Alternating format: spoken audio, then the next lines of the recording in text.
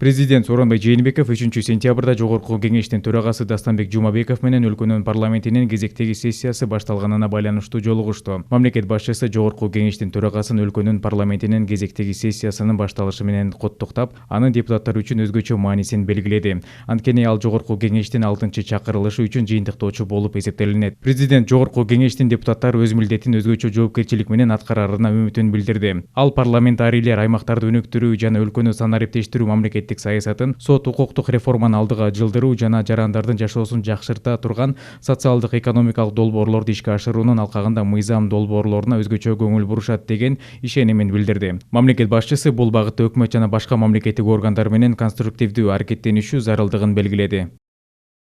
6-чакырылыштагы депутаттардын акыркы сессиясынын бири бул сессия абдан маанилүү сессия. Биздин эл үчүн, мамлекет үчүн дегенде алдыда абдан көп иштер, милдеттер турат. Көп мыйзамдарды кабыл алуу милдет турат.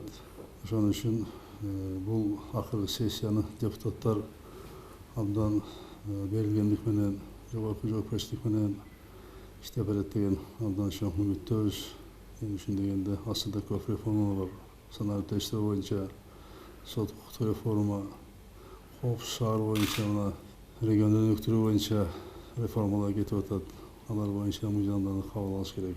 Буюрса ошолорду тездетип кабыл алып берип, биздин элибиздин турмушуна жакшы жагынан таасир бере турган мыйзамдарды кабыл алып берет деп ишенем.